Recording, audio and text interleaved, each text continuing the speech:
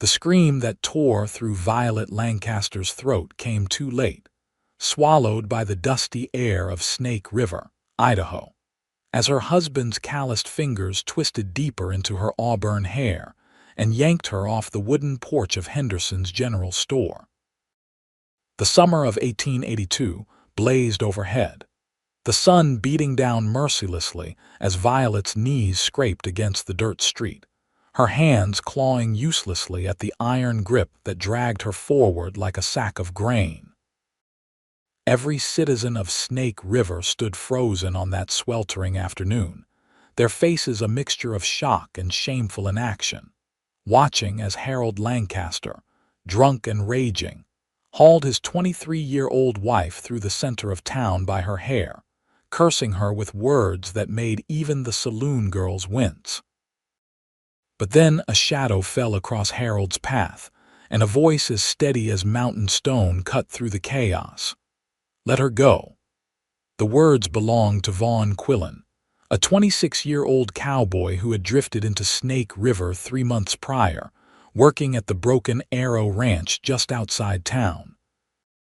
He stood there in the middle of Main Street, his tall frame relaxed but ready, his hazel eyes locked on Harold with an intensity that made the drunk man stumble backward.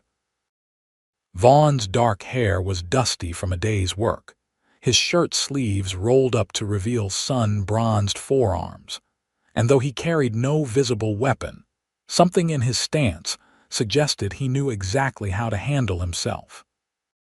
Harold released Violet's hair with a violent shove that sent her sprawling into the dirt. "This is between me and my wife, Drifter. You'd best move along before I teach you about minding your own business." Vaughn's jaw tightened, but his voice remained calm.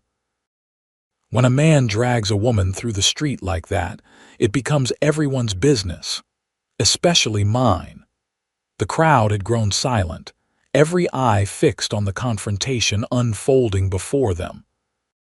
Violet pushed herself up on trembling arms, her face streaked with tears and dust, her simple cotton dress torn at the shoulder. She looked up at the cowboy who had stepped forward when no one else would, and something shifted in her chest, a feeling she could not name but would come to recognize as the first stirring of hope in a heart that had forgotten the sensation. Harold took a step toward Vaughn, swaying slightly. "You got no idea who you are dealing with, boy. My father practically built this town. The Lancasters own half the businesses here." "Then maybe you should act like someone worthy of that name," Vaughn replied, moving forward to place himself directly between Harold and Violet.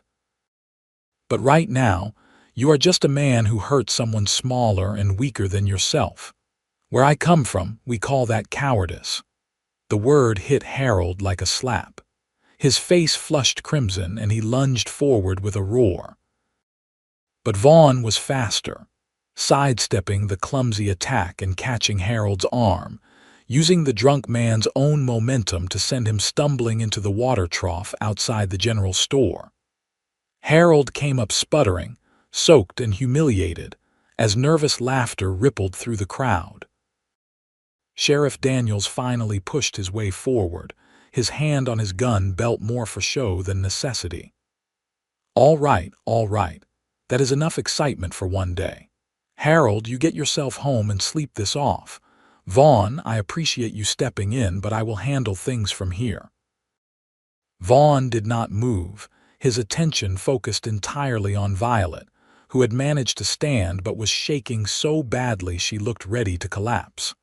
He walked over to her slowly, as one might approach a frightened horse, and offered his hand. "Are you hurt, madam?" Violet stared at his outstretched hand as if it were something from another world. In 3 years of marriage to Harold Lancaster, not a single person in Snake River had ever intervened, ever questioned, ever cared. And now this stranger, this cowboy she had only seen from a distance at church or riding past on the road to the ranch, was looking at her as if she mattered. "I am all right," she whispered, though they both knew it was a lie. She placed her small hand in his, and the warmth of his grip sent a shock of awareness through her that had nothing to do with fear, and everything to do with the quiet strength she felt flowing from him to her. Vaughn helped her to her feet, his touch gentle despite the obvious power in his hands. "Where can I take you? Do you have family here?" The question made Violet's eyes burn with fresh tears. "No, no family. They are all back in Ohio. I came here as Harold's bride 3 years ago, and I have not seen them since." "Then let me at least walk you somewhere safe," Vaughn said, but Harold was already climbing out of the water trough, dripping and furious. "She is coming home with me," Harold shouted. "She is my wife, and by law she belongs to me." Sheriff Daniels stepped between them, finally showing some backbone. "Harold, you are drunk and making a scene. Why don't you head over to the jail and cool off for a few hours? I will make sure Violet gets home safely." "This is not over," Harold spat, pointing a shaking finger at Vaughn. "You made a big mistake today, Drifter. A big mistake." As the sheriff led Harold away, still cursing and stumbling, the crowd began to disperse, though many cast backward glances at Violet and her unexpected defender. Mrs. Henderson, the general store owner's wife, hurried over with a shawl to cover Violet's torn dress and a cup of water. "Thank you," Violet managed, her voice barely audible. "That was brave of you, Mr. Quillen, Mrs. Henderson said to Vaughn, though her expression suggested she thought it might have been foolish as well. "The Lancasters have a lot of influence in this town. Then maybe they should use it for something better than terrorizing women," Vaughn replied. He looked at Violet, his eyes searching her face with concern. "Do you want to go back to that house?" The question hung in the air like a challenge and an invitation all at once. Violet's mind raced.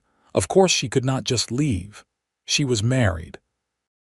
Harold owned their home, controlled what little money she had access to, and knew everyone in town. Where would she go? What would she do? And yet the thought of walking back through that door, of facing him when the alcohol wore off and his rage returned, made her feel physically ill. "I do not have a choice," she said finally, the words tasting bitter on her tongue. "There is always a choice," Vaughn said quietly. "It might not be an easy one, but it exists." Mrs. Henderson cleared her throat. "Mr. Quillen, I appreciate what you did, but you do not understand how things work here. Violet is Harold's wife. The law says she has to go home to him." "The law also says a man cannot assault his wife in public," Vaughn countered, "though it seems Snake River prefers to look the other way." The accusation stung because it was true. Mrs. Henderson's face flushed, but she had no response. After an awkward moment, she patted Violet's shoulder and retreated into her store. Alone on the street except for a few lingering onlookers, Violet finally raised her eyes to meet Vaughn's gaze directly. He was handsome, she realized, though not in the polished way Harold had been when they courted. Vaughn's face was weathered by sun and wind, his features strong and honest, and his eyes held a depth of feeling that took her breath away. "Why did you help me?" she asked. "You do not know me." "Because it was the right thing to do," Vaughn said simply. "And because nobody deserves to be treated the way he was treating you." Something inside Violet cracked at those words, a wall she had built around her heart to survive the past 3 years. A sob escaped before she could stop it, and then she was crying in earnest, all the pain and humiliation and loneliness pouring out in gasping waves.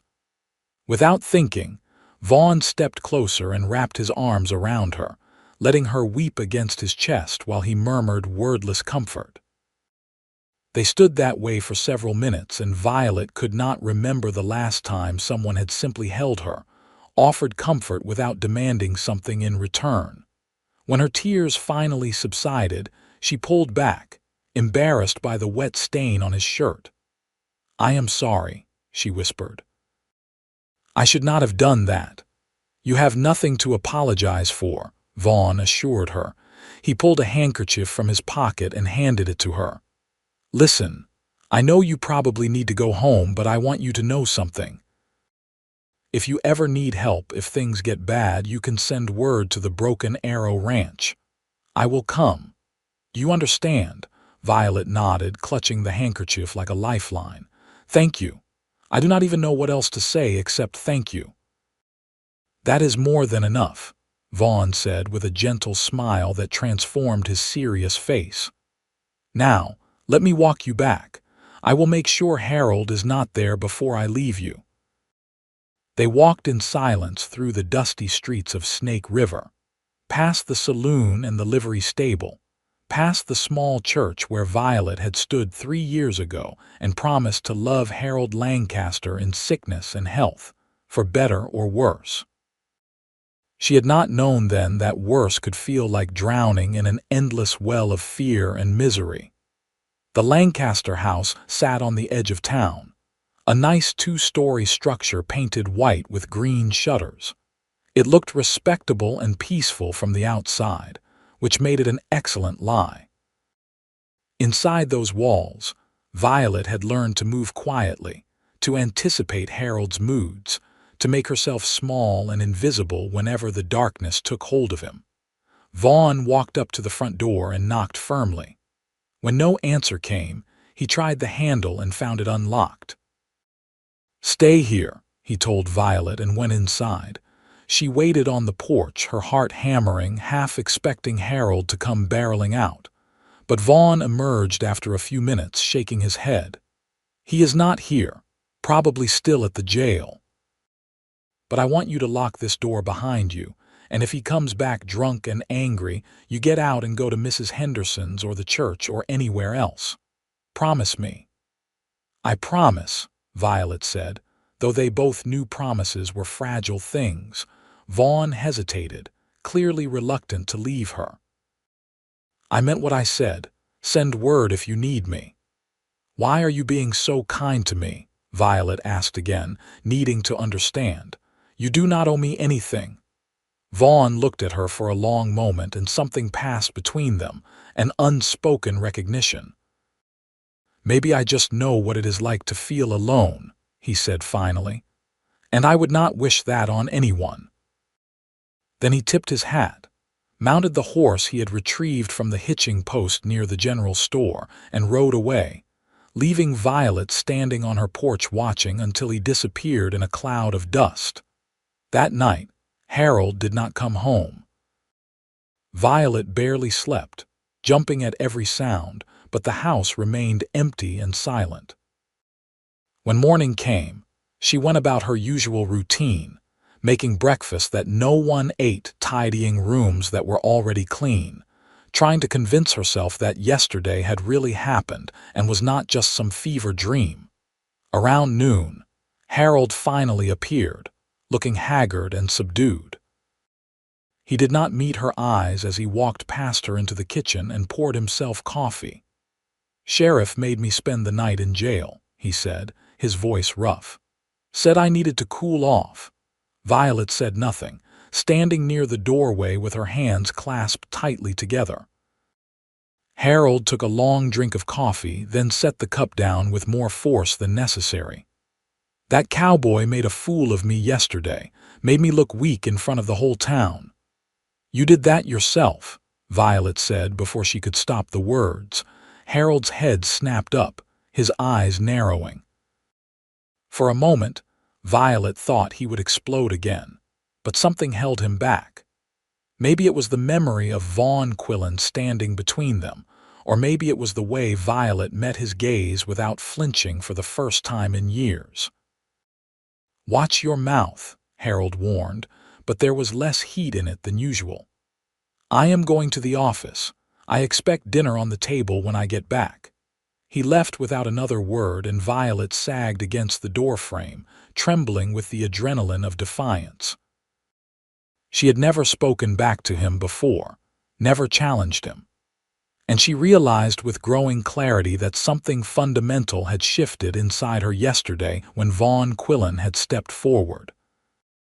She had been reminded that she was a person who deserved basic dignity, and once that knowledge took root, it was impossible to forget. Over the next few days, Violet found herself thinking constantly about the cowboy. She learned from town gossip that he was well respected at the Broken Arrow Ranch, known for his skill with horses and his quiet, steady manner. He had come from somewhere in Montana, though nobody knew much about his past. He was not married, which made several of the single women in Snake River take notice, but he seemed uninterested in socializing, keeping mostly to himself. Violet knew she should not care. She was a married woman, and entertaining thoughts about another man was wrong, sinful even. But she could not help the way her heart lifted when she saw him ride into town on Saturday for supplies, or the way her breath caught when their eyes met across the street outside the bank. Vaughn touched his hat in greeting, and Violet felt color rise to her cheeks as she nodded back. Harold noticed. Of course Harold noticed. "You stay away from that drifter," he told her that evening, grabbing her wrist hard enough to bruise. "I see the way you look at him. You are my wife, Violet. Do you understand what that means?" "Yes," she whispered, because what else could she say? But understanding and obeying were two different things. When Vaughn appeared at church the following Sunday, sitting in the back pew by himself, Violet found her gaze drawn to him repeatedly throughout the service. And when everyone filed outside afterward, she made sure to linger near the edge of the crowd, hoping for a moment to speak with him. "Mrs. Lancaster," Vaughn said, approaching her with his hat in his hands. "It is good to see you looking well." "Thank you, Mr. Quillen," Violet replied, acutely aware of the curious glances from other churchgoers.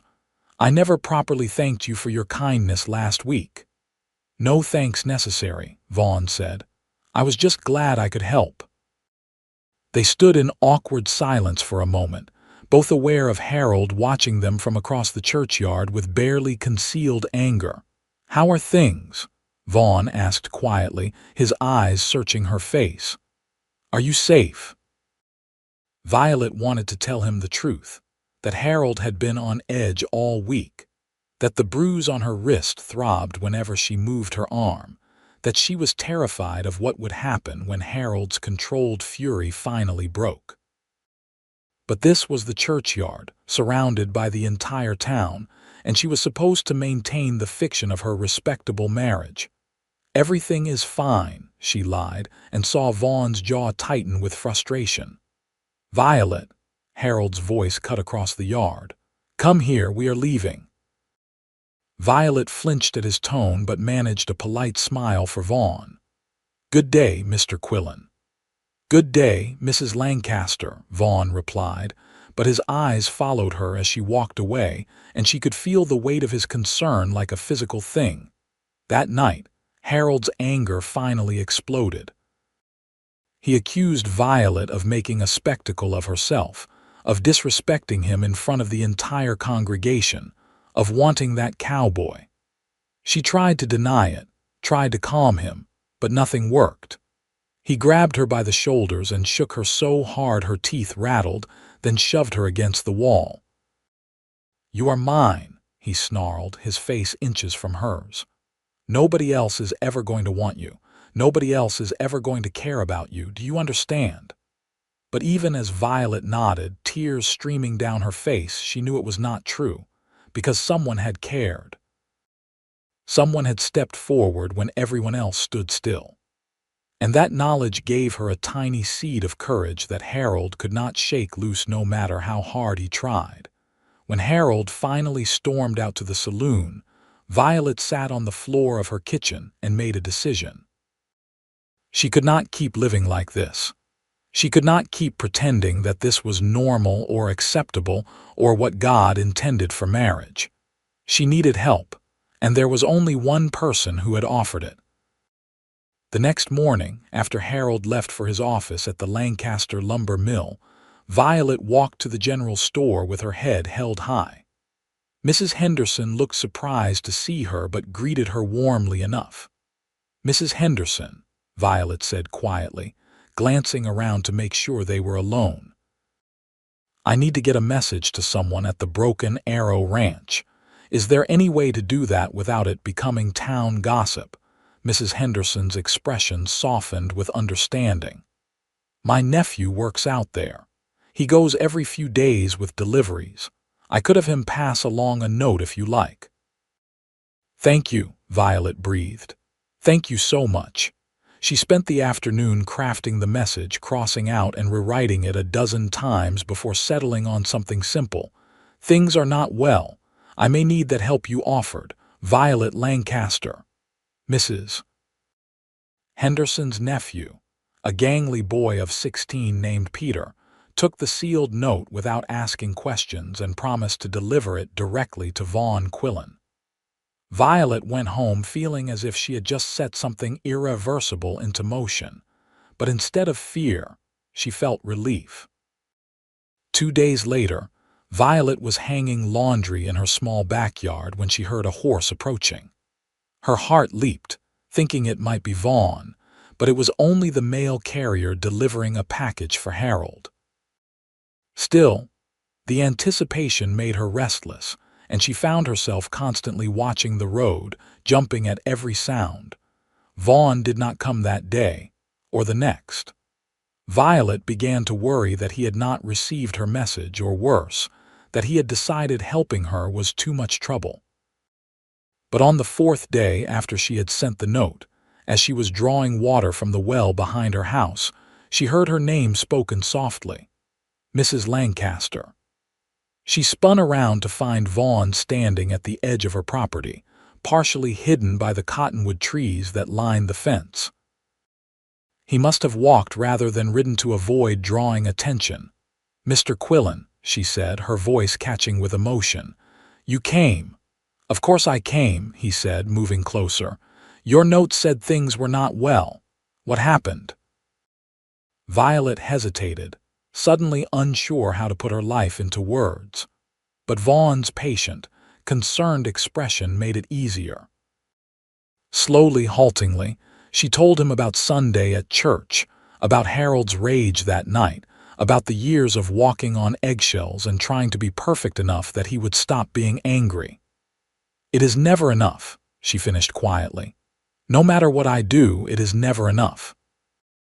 And I realize that if I stay, he is going to keep hurting me. Maybe one day he will hurt me so badly that I do not get back up." Vaughn's hands had clenched into fists while she spoke, his jaw tight with barely controlled anger. "You need to leave him," he said bluntly. "Tonight, if possible. Pack what you can carry and get out of that house." "And go where?" Violet asked, spreading her hands helplessly. "I have no money of my own, no family here, no skills that would let me support myself. Harold made sure of that. He said women did not need to work or have their own funds because their husbands would take care of them." "You can come to the Broken Arrow," Vaughn said immediately. "The boss, Mr. Raymond, has a good heart. I am sure he and his wife would let you stay there until we figure something out. Mrs. Raymond is always saying she could use help with the house and garden." "Harold would come for me," Violet said. "He would drag me back, and then things would be even worse." "Not if you were under the protection of the ranch," Vaughn countered. "Mr. Raymond does not take kindly to men who hurt women. He would stand up to Harold, and he has enough hands working for him that Harold would not dare try anything." Hope fluttered in Violet's chest, fragile and terrifying. "You really think this could work?" "I know it can," Vaughn said with conviction. "But you have to be brave enough to take the first step. Are you?" Violet thought about the bruises on her arms, the constant fear, the suffocating loneliness of her marriage. She thought about what her life would look like in 5 years, 10 years, if nothing changed. And then she thought about the way Vaughn had looked at her in the street that day, as if she were someone worth protecting. "Yes," she said, surprised by the steadiness in her own voice. "Yes, I am brave enough."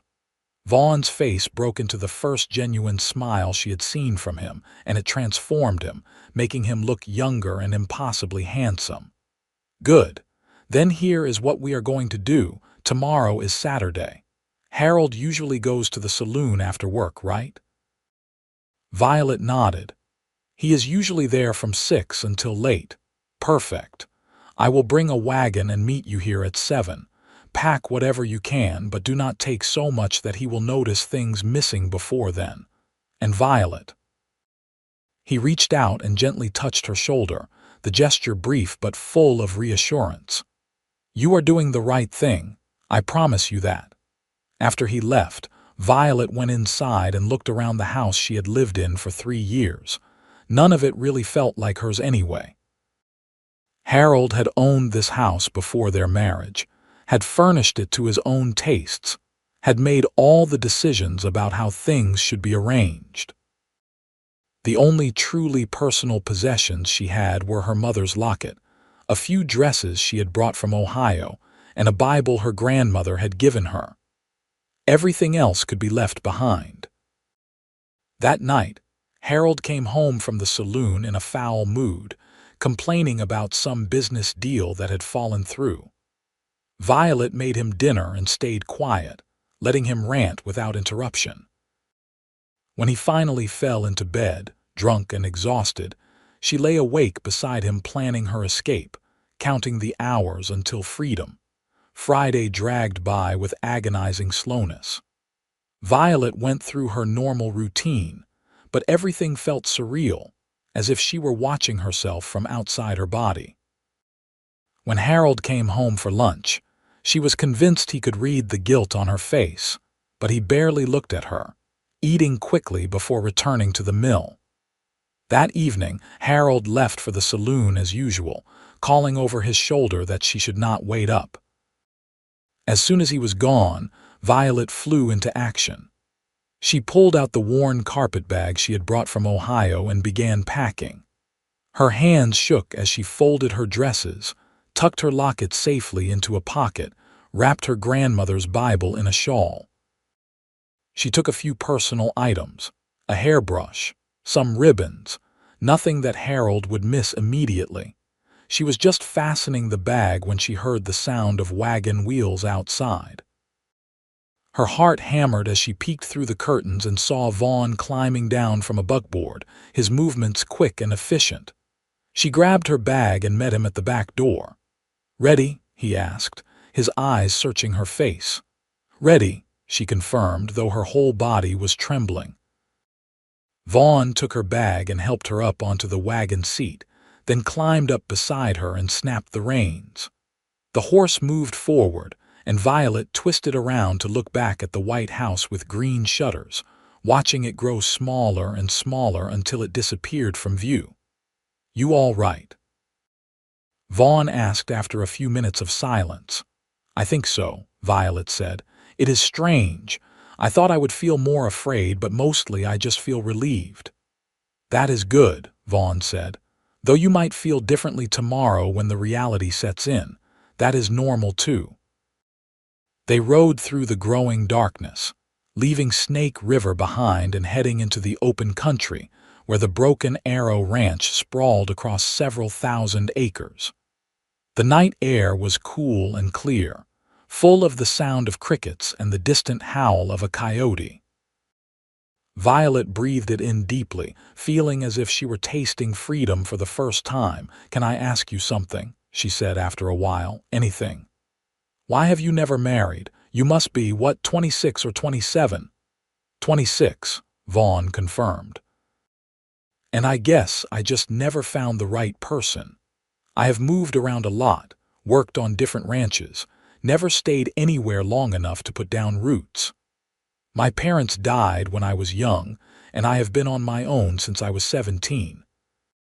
It is hard to build a life with someone when you are always moving." "Is that why you came to Snake River?"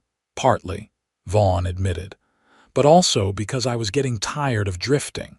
I have been thinking lately that it might be nice to have a place to belong, people who matter. The Broken Arrow feels like it could be that place if I let it." Violet understood that longing better than he knew. She had been lonely in her marriage, yes, but she had been lonely long before that too, ever since she left Ohio. Maybe that was why she had agreed to marry Harold after such a brief courtship. She had wanted so desperately to belong somewhere, to someone, that she had ignored all the warning signs. The main house of the Broken Arrow Ranch appeared in the distance, its windows glowing with lamplight. As they approached, the front door opened and a middle-aged couple stepped out onto the porch. The man was tall and lean with graying hair, while the woman was petite with kind eyes and graying brown hair pulled back in a simple bun. "That is Mr. and Mrs. Raymond," Vaughn said. "I sent word ahead that we were coming. They know the situation." Thomas Raymond helped Violet down from the wagon while his wife, Margaret, immediately swept her into a warm embrace that made Violet's eyes sting with tears. "You poor dear," Margaret said. "Come inside, come inside. We have a room all ready for you, and I have got soup warming on the stove. You must be exhausted." The inside of the ranch house was comfortable and welcoming, full of well-worn furniture and the smell of cooking.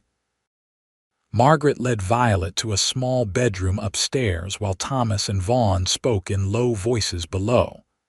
"This was our daughter's room before she married and moved to Oregon," Margaret explained. "It is not much, but it is yours for as long as you need it.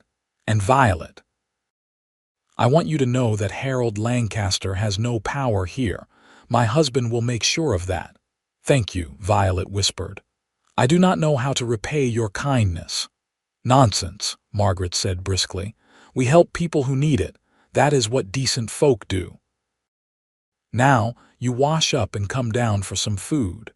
Tomorrow we will worry about the rest." Violet did as she was told, washing her face and hands in the basin provided, then changing into a fresh dress. When she came downstairs, she found Vaughn, Thomas, and Margaret sitting at the large kitchen table with bowls of soup and fresh bread. "Sit, sit," Margaret urged, and Violet took the empty chair beside Vaughn. The soup was delicious, rich with vegetables and beef, and Violet realized she had barely eaten all day. They ate in comfortable silence for a few minutes before Thomas cleared his throat. "Vaughn has explained your situation," he said, "and I want you to know that you are welcome here. Harold Lancaster might have influence in town, but he has got no say over what happens on my land. If he comes here making trouble, I will handle it." "I do not want to put you in danger," Violet said quickly. "Harold can be very vindictive when he is angry." "Let me worry about that," Thomas said with a reassuring smile. "I have been running this ranch for 30 years. I can handle a bully like Harold Lancaster. Now, Margaret mentioned that you might be willing to help around the house in exchange for room and board." "Absolutely," Violet said eagerly. "I can cook, clean, sow, garden, whatever you need. I want to earn my keep." "Then it is settled," Margaret said, patting Violet's hand. "You will be my helper and we will figure out the rest as we go. For now, you just focus on settling in and feeling safe."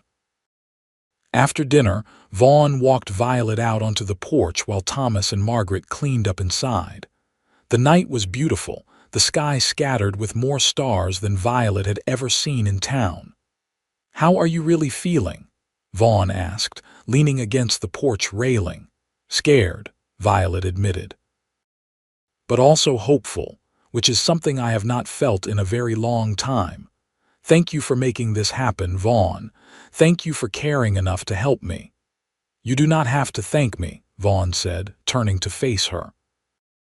In the dim light from the windows, his face was all shadows and angles, but his eyes were warm. "I just want you to be safe and happy. You deserve that, Violet. You deserve so much more than what Harold gave you." The way he said her name made her breath catch. Standing there in the darkness with him, Violet felt something shift inside her, something that had nothing to do with gratitude and everything to do with the way her heart beat faster when he looked at her. I should let you get some rest, Vaughn said, though he made no move to leave. Tomorrow is going to be a big day. Harold will know you are gone by then. What do you think he will do? Hard to say, Vaughn said honestly. But whatever it is, we will deal with it together. You are not alone anymore, Violet. Remember that.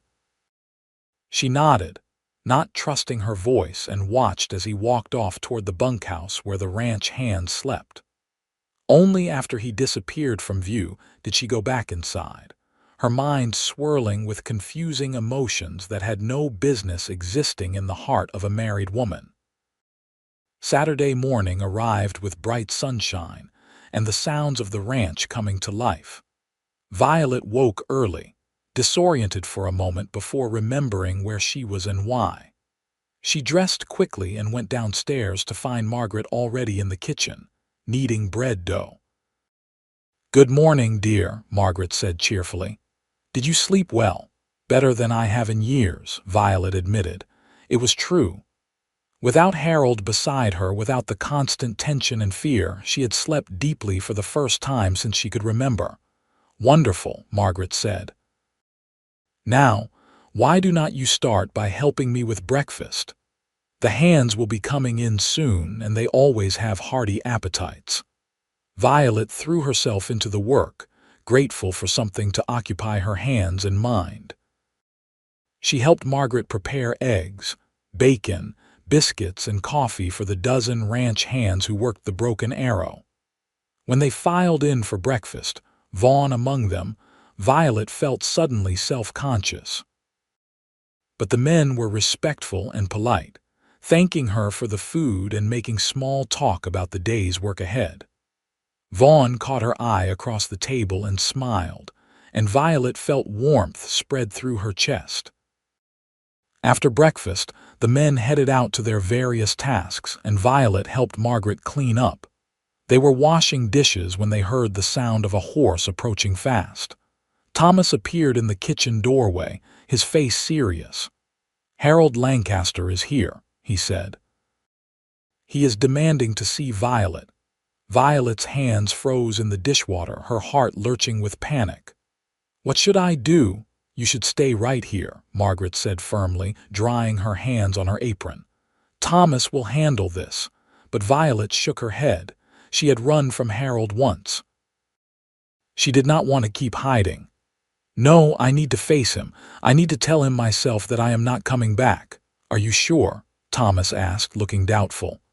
"I am sure," Violet said, squaring her shoulders. "But would you stay with me? I do not want to be alone with him." "Of course," Thomas said. They walked outside together to find Harold sitting on his horse in the front yard, his face red with fury. Several ranch hands had stopped their work to watch, including Vaughn, who stood near the barn with his hand resting on his hip near where Violet knew he kept a knife. "Violet," Harold shouted when he saw her. "Get over here right now. We are going home." "I am not going anywhere with you, Harold," Violet said, her voice shaking but clear. "I am not your wife anymore, not in any way that matters." "The law says you are my wife," Harold spat. "You belong to me, and I am taking you back whether you like it or not." "The lady said she is not going," Thomas interjected calmly. "And since she is a guest on my property, I suggest you respect that." Harold's eyes narrowed. "You have got no right to interfere in my marriage, Raymond. That is my wife, and I am within my legal rights to take her home." "Maybe so," Thomas said. "But I am also within my legal rights to refuse you entry to my property. And if you try to take Violet by force, I will have you arrested for trespassing and assault." Sheriff Daniels might be reluctant to go against the Lancaster name, but Judge Morrison is not. He is a fair man, and he does not take kindly to men who abuse their wives. Harold looked around at the gathered ranch hands, all of whom had stopped working to watch the confrontation. His gaze landed on Vaughn, and his expression twisted with hatred. "This is your doing, drifter," he snarled. "You poisoned my wife against me, turned her into some kind of rebellious woman who thinks she can just walk away from her marriage vows." Vaughn stepped forward, his movements deliberate and controlled. I did not poison anyone against anything. Violet left because you hurt her. Because you dragged her through the street by her hair while the whole town watched. Because you are a drunk and a bully who does not deserve the gift of her loyalty. Harold dismounted in a fury, stalking toward Vaughn. I am going to make you regret the day you stepped foot in Snake River. You are welcome to try, Vaughn said evenly. But right now, you are outnumbered and outmatched, so I suggest you get back on your horse and leave before this gets ugly. For a moment, it seemed Harold would attack anyway. His fists clenched and he took another step toward Vaughn. But Thomas moved to stand beside Vaughn, and then two more ranch hands joined them, forming a wall between Harold and Violet. Harold looked at Violet one last time, his expression a mixture of rage and something that might have been hurt. You will regret this, he said. You will come crawling back, and when you do, I will make sure you remember your place. I will never come back, Violet said, and she meant it with every fiber of her being. I would rather live in poverty alone than spend another day in that house with you. Harold's face went purple with rage, but he had enough sense left to realize he was defeated, at least for now. He mounted his horse and yanked on the reins so hard the animal whinnied in protest. This is not over, he shouted as he rode away. The whole town will hear about this. You will be ruined, Violet. Nobody will have anything to do with you. They watched him go in silence. Only when he disappeared from view did Violet allow herself to sag against the porch railing, her legs suddenly weak. Vaughn was at her side in an instant, his hand on her elbow steadying her. You were incredibly brave, he said quietly. I know that was not easy. I thought I would feel different, Violet said. I thought I would feel triumphant or something, but mostly I just feel sad. Sad for the girl I was when I married him, sad for all the years I wasted, sad that it had to end this way. That is normal, Margaret said, joining them on the porch. Grief is complicated even when you are grieving something that hurt you. Come inside, dear. Let me make you some tea. The rest of that day passed in a strange haze. Violet helped Margaret with various household tasks, grateful for the distraction. But her mind kept returning to the confrontation with Harold, replaying it over and over, wondering if she had done the right thing. It was Vaughn who finally pulled her out of her spiral. He found her that evening sitting on the porch watching the sunset, and he settled into the chair beside her without asking permission. You are thinking too much, he observed. How can you tell? You get this little crease right here, he said, reaching over to gently touch the space between her eyebrows. The brief contact sent electricity through her. It appears whenever you are worrying about something. Violet was suddenly very aware of how close he was, of the way the fading sunlight caught in his hair, of the warmth radiating from his body. They had spent so much time together over the past few days, but always with other people around. This felt different, intimate in a way that made her pulse quicken. What if I did the wrong thing? She asked. What if Harold was right and I am ruining my reputation and nobody in town will speak to me now? Then those people are not worth knowing, Vaughn said firmly. Violet, you left a man who hurt you. You chose your own safety and well-being over what society expects. That does not make you wrong, that makes you strong. I do not feel strong, she admitted. I feel terrified. What am I going to do, Vaughn? I cannot live here forever, taking advantage of the Raymond's kindness. I need to figure out how to support myself, but I have no skills, no money, nowhere to go. Then we will figure it out together, Vaughn said. One step at a time. You do not have to have all the answers right now.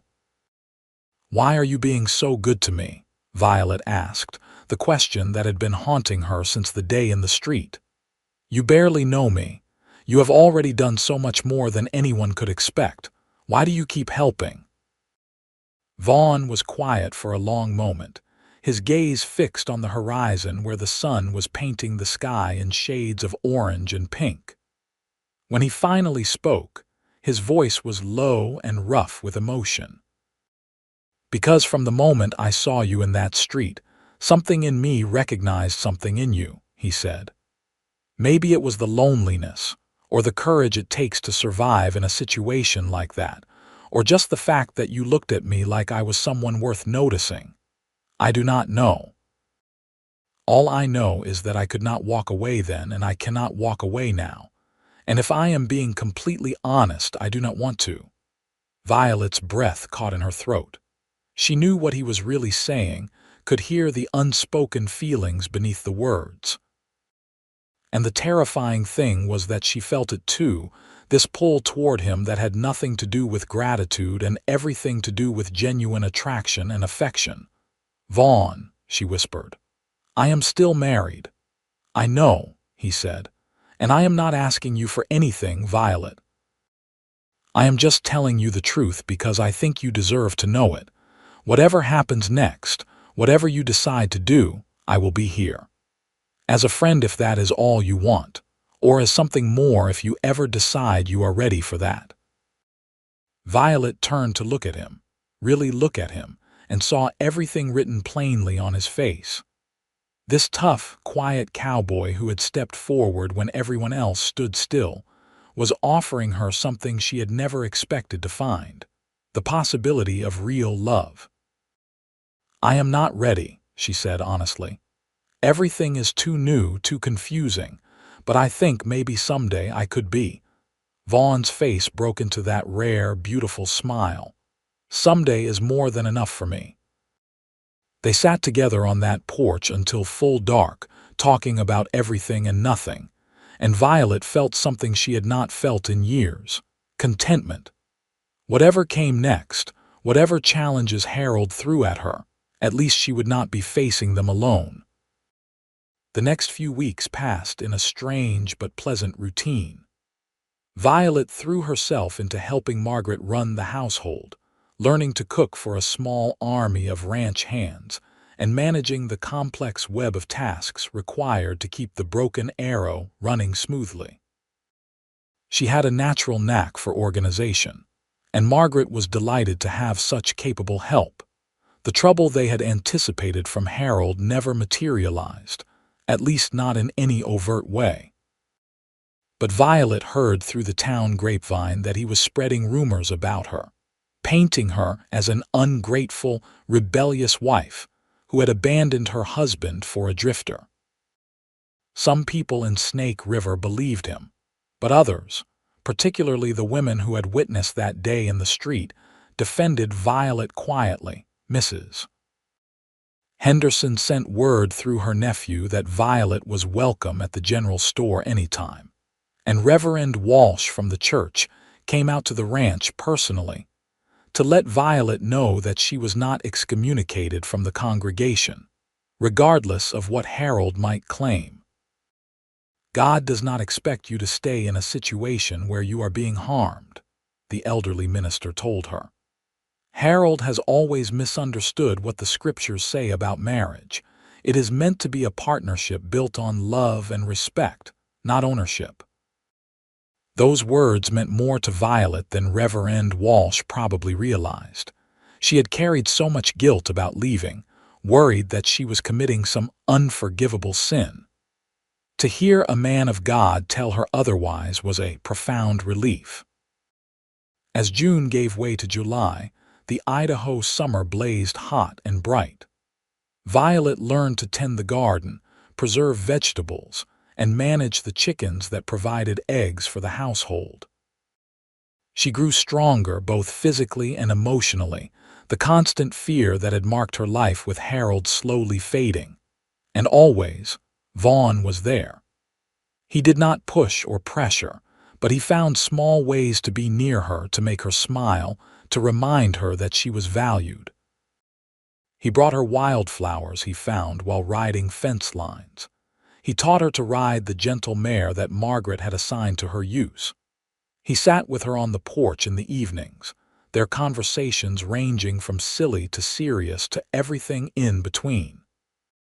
Violet found herself falling, slowly and inevitably, deeply in love with him. It was nothing like what she had felt for Harold during their brief courtship. That had been infatuation mixed with desperation to escape her lonely life in Ohio. This was different, built on genuine friendship and respect, on truly knowing another person and being known in return. One Sunday in late July, Violet decided she was ready to return to church in town. She had been avoiding it, afraid of the whispers and stares, but Margaret convinced her that hiding would only make things worse. "You hold your head high," Margaret told her. "You have got nothing to be ashamed of." Vaughn offered to accompany her, and Violet accepted gratefully. They rode into Snake River together in the ranch wagon, and Violet tried not to notice the way people stared as they walked into the church. Harold was there, sitting in his usual pew near the front with his parents. His face darkened when he saw Violet, but he did not make a scene. Violet and Vaughn sat in the back, and Violet focused on the service, trying to ignore the prickling sensation of being watched. Afterward, as they filed outside, several women approached her, offering quiet words of support. "You are braver than I could ever be," one young wife whispered. "There are days I wish I had your courage." The words stayed with Violet long after they left town. She had not thought of herself as brave, but maybe she was. Maybe choosing to leave, choosing to save herself, was one of the bravest things a person could do. August arrived with scorching heat and news that set the whole territory talking. Idaho's territorial governor had announced new legislation making it easier for women to divorce abusive husbands. The law was not yet passed, but the fact that it was being seriously considered was revolutionary. "This could change everything," Margaret said excitedly over breakfast one morning. "If this passes, Violet, you could divorce Harold legally. You could be free. Free." The word echoed in Violet's mind like a prayer. She had been so focused on surviving day to day that she had not let herself imagine a future where she was truly free from Harold, where she could make her own choices without looking over her shoulder. "How long would something like that take?" Violet asked. "Hard to say," Thomas replied. The territorial legislature moves slowly. Could be months, could be years, but it is a step in the right direction. That evening, Violet and Vaughn took their usual walk around the ranch, watching the sun set over the distant mountains. They had fallen into this routine over the past months, these quiet moments stolen at the end of long days where they could just be themselves without the weight of everyone else's expectations. "Margaret told me about the divorce law," Vaughn said as they walked. "That must be good news for you." "It is," Violet agreed. "Though I am trying not to get my hopes up too much. Even if it passes, Harold will fight it. He has money and influence. I have nothing." "You have me," Vaughn said quietly, "and the Raymonds, and more people in town than you realize. You are not alone in this, Violet." They had stopped walking and were standing near the creek that ran through the property, the sound of rushing water providing a peaceful backdrop. The sun had nearly set, painting everything in shades of purple and gold. "Vaughn," Violet said, her heart pounding. "If I were free, truly free, what would you want?" He looked at her with such intensity that it took her breath away. "What would I want?" he repeated. "I would want everything, Violet. I would want to court you properly, take you to dances, maybe convince you to marry me someday if you could stand the idea of trying again. I would want to build a life with you, have a family, grow old together. That is what I would want." Violet stepped closer to him, close enough that she could see the flecks of gold in his hazel eyes. "I would want that too," she whispered. "I would want all of that with you." "Violet," Vaughn breathed her name like a prayer.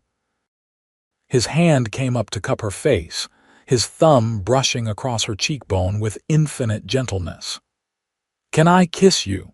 she answered by rising on her toes and closing the distance between them. Their lips met softly at first, tentative and exploring, but then Vaughn wrapped his arms around her and pulled her close, and the kiss deepened into something that made Violet's knees weak. She had never been kissed like this, with such tenderness and passion combined, as if she were something precious and desired in equal measure. When they finally pulled apart, both breathless, Vaughn rested his forehead against hers. "I have wanted to do that since the day I met you," he admitted. "I am glad you finally did," Violet said with a shaky laugh. They stood there by the creek until full dark, holding each other and talking about the future they hoped to build together.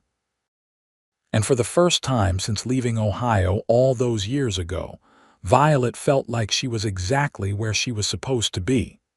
The next few months were among the happiest of Violet's life, despite the legal complications of her situation. She and Vaughn made no secret of their feelings for each other, though they were careful to maintain propriety out of respect for the Raymonds and to avoid giving Harold more ammunition for his rumor campaign. In September, Violet received a letter from her parents in Ohio. Mrs. Henderson had helped her send word to them months ago, explaining her situation, and they had finally responded. Her mother wrote that they were proud of her for leaving Harold, that they had never liked him much, but had hoped he would treat her well. They invited her to come home to Ohio if she needed a safe place, but Violet knew her home was here now, with Vaughn and the Raymonds and the life she was building in Idaho. October brought the first snows to the mountains and news that the divorce legislation had passed the territorial legislature. Women in Idaho Territory could now petition for divorce on grounds of abuse, neglect, or abandonment. The law was not perfect, but it was a start. Violet wasted no time. With Thomas Raymond's help, she contacted a lawyer in Boise, the territorial capital, and began the process of filing for divorce. Harold contested it, of course, hiring his own lawyer and making wild claims about Violet's character. But Violet had witnesses, people who had seen Harold drag her through the street, and the judge hearing the case was known for his progressive views on women's rights. The divorce hearing was scheduled for February of 1883, which meant months more of waiting and uncertainty. But Violet faced it with a courage she had not known she possessed, bolstered by Vaughn's steady support and the knowledge that freedom was within reach. Winter settled over the Broken Arrow Ranch, bringing snow and cold but also a kind of peaceful beauty. Violet celebrated her first Christmas in years without fear, surrounded by people who cared about her. Vaughn gave her a beautiful hand-carved jewelry box he had made himself during the long winter evenings, and she gave him a scarf she had knitted in secret. "We are like an old married couple already," Vaughn joked as they sat by the fire on Christmas night, the rest of the household having gone to bed. "Not quite yet," Violet said, "but someday, if you are patient enough to wait." "I would wait forever for you," Vaughn said seriously. "But I am hoping it will not actually take that long." February arrived, bringing with it Violet's divorce hearing. She, Vaughn, and Thomas made the long trip to Boise, prepared to fight for Violet's freedom. The hearing lasted 3 days and was emotionally grueling. Harold's lawyer painted Violet as a disobedient wife who had abandoned her husband for another man. Violet's lawyer countered with testimony from multiple witnesses about Harold's abuse and drunkenness. In the end, the judge ruled in Violet's favor. He granted the divorce, citing Harold's documented abuse and public misconduct. Violet was free. She walked out of that courthouse with tears streaming down her face, but for the first time in as long as she could remember, they were tears of joy. Vaughn swept her into his arms right there on the steps, not caring who saw, and held her while she cried. "It is over," she kept saying. "It is finally over." "No," Vaughn corrected gently. "It is just beginning."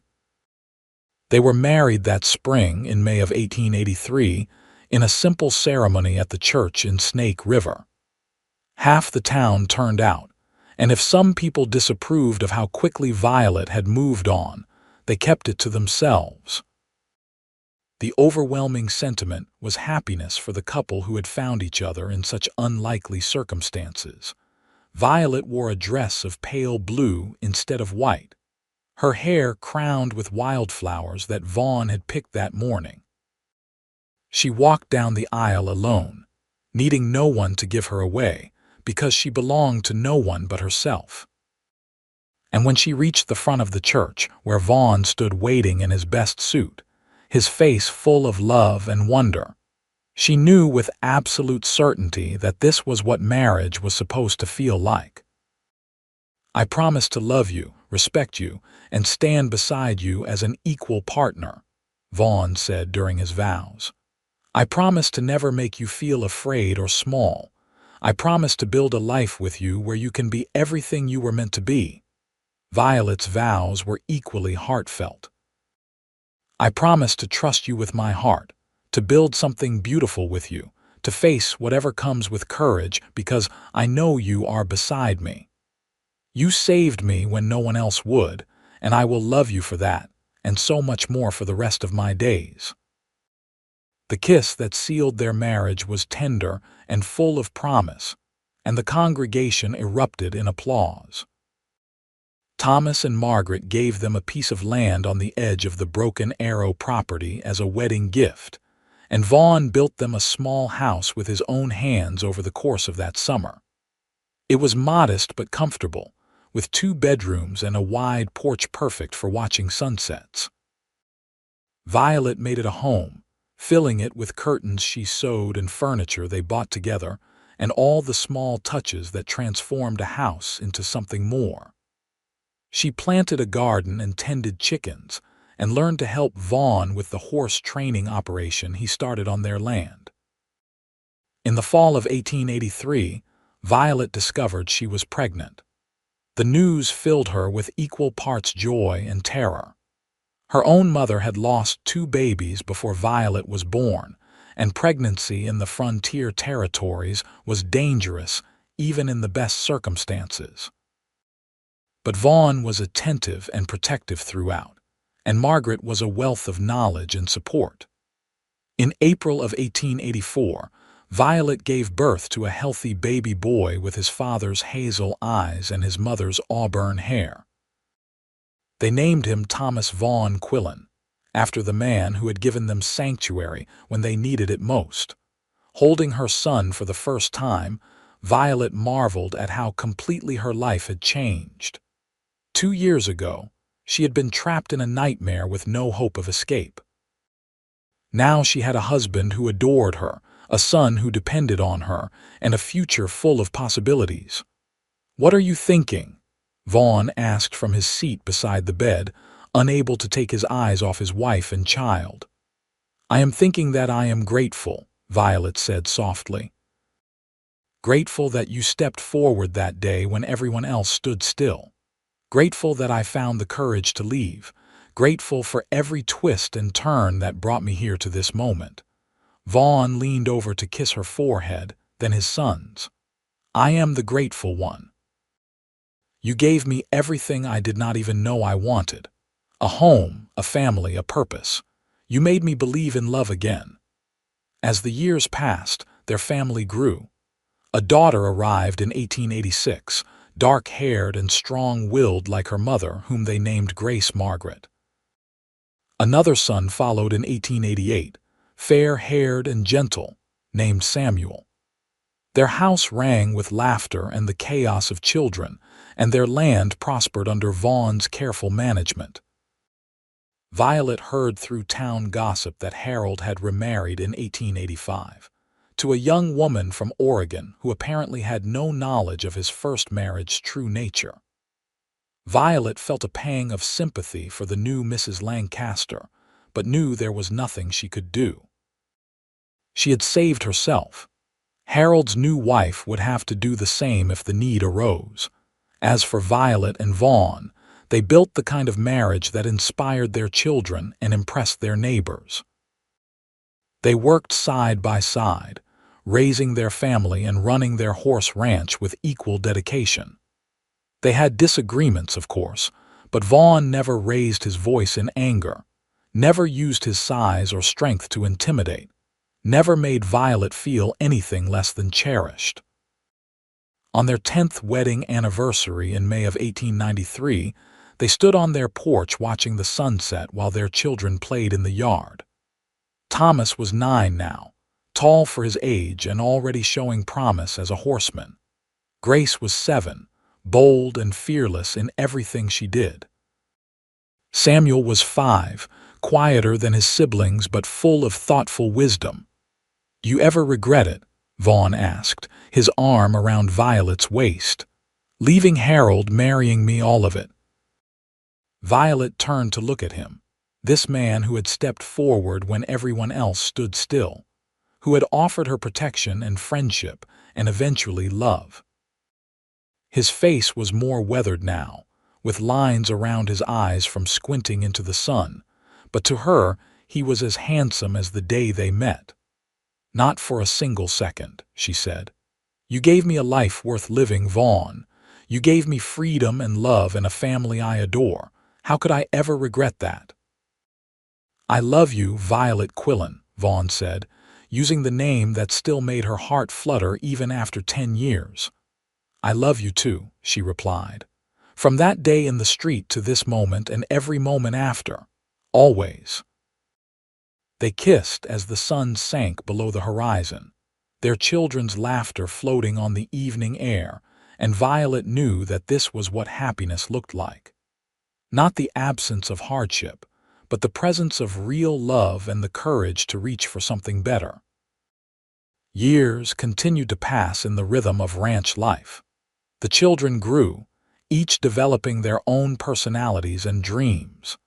Thomas became a skilled horseman like his father, eventually taking over much of the day-to-day training operation. Grace, true to her bold nature, went away to school in Boys and became a teacher. Samuel surprised everyone by developing a talent for medicine and apprenticing with the doctor in Snake River. Violet and Vaughn aged together gracefully, their love deepening with each passing season. They celebrated their 20th anniversary, then their 30th, surrounded by children and eventually grandchildren.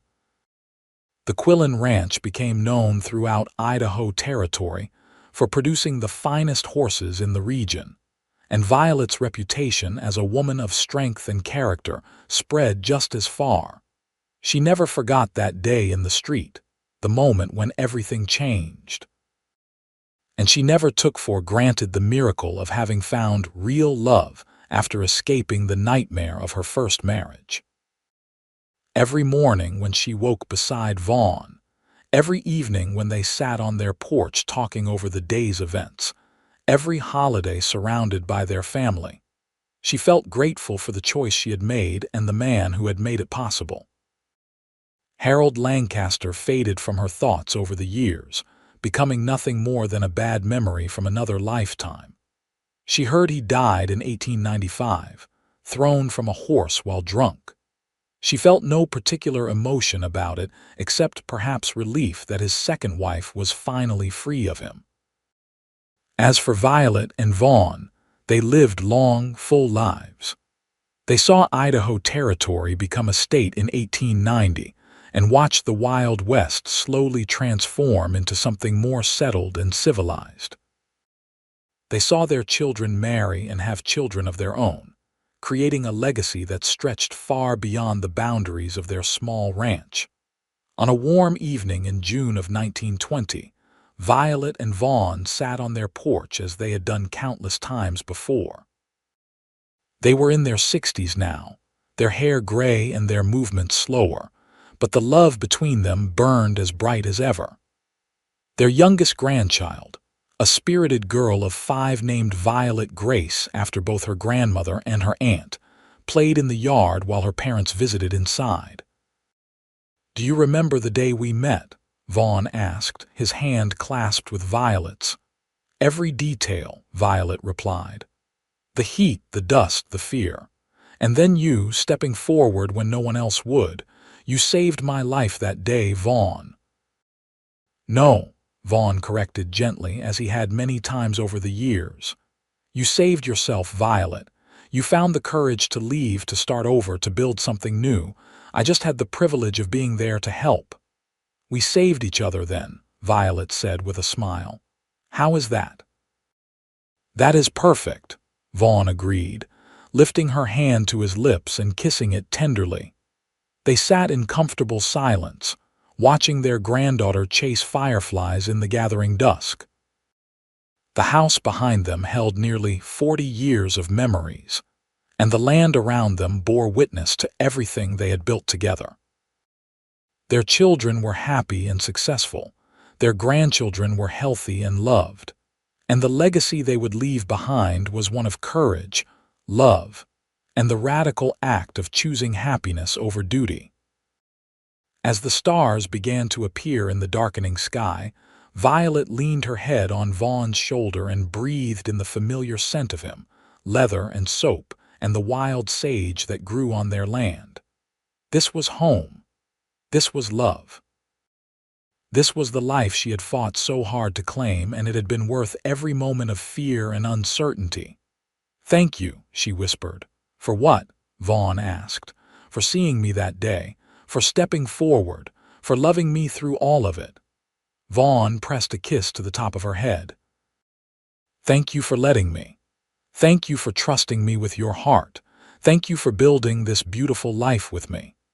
They stayed on that porch until little Violet Grace fell asleep in the yard and had to be carried inside by her father. They stayed until the last light faded from the sky and the coyotes began their nightly chorus in the distant hills. They stayed because, after nearly 40 years together, there was nowhere else either of them would rather be than right there, side by side, facing whatever came next together. And when they finally went inside, locking up the house they had built with their own hands and their own love, Violet took one last look at the stars blazing overhead and sent up a silent prayer of gratitude. For the cowboy who had stepped forward, for the courage she had found within herself, for every twist of fate that had brought her from that terrible day in the street to this moment of perfect contentment. She had escaped the nightmare and found the dream. She had survived the darkness and walked into the light. And she had learned that love, real love, was nothing like what she had experienced in her first marriage. Real love was respect and partnership and choosing each other every single day. Real love was Vaughn Quillen's steady presence beside her, his hand reaching for hers in the darkness, his voice murmuring goodnight as they drifted off to sleep. The town of Snake River, Idaho, had watched her husband drag her by the hair all those years ago, and only the cowboy had stepped forward. But that single act of courage had set in motion a love story that would span decades and generations, proving that sometimes the bravest thing a person can do is reach out a hand to someone who needs it. And sometimes the bravest thing a person can do is take that hand and hold on tight. Violet and Vaughn's story became legend in Snake River, passed down through their children and grandchildren as a testament to the power of courage and love. It was a reminder that even in the darkest moments, hope could still exist. That even when everyone else stood still, one person stepping forward could change everything. That love, when it was real and true and built on a foundation of respect, could heal even the deepest wounds. They lived their remaining years in joy and peace, surrounded by the family they had created and the legacy they had built. And when Vaughn passed away in his sleep in 1925, with Violet's hand in his and their children gathered around his bed, His last words were of love for the woman who had made his life complete.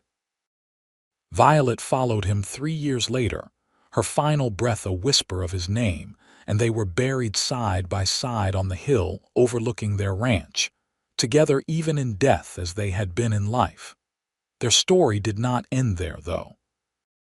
It lived on in the memories of their descendants, in the land they had cultivated, in the horses whose lineage traced back to the ones Vaughn had trained, in the values they had instilled in their children about courage and kindness, and the importance of standing up for what was right. It lived on in every telling of the tale of the whole town watching as a man dragged his wife through the street by her hair, and only the cowboy stepped forward. That cowboy and that woman had built something beautiful from the ashes of pain and fear. They had created a love story that proved redemption was possible, that starting over was an act of bravery, that happy endings were real if you were willing to fight for them. And their story would continue to inspire for generations to come, a testament to the transformative power of love and the courage it takes to claim the life you deserve.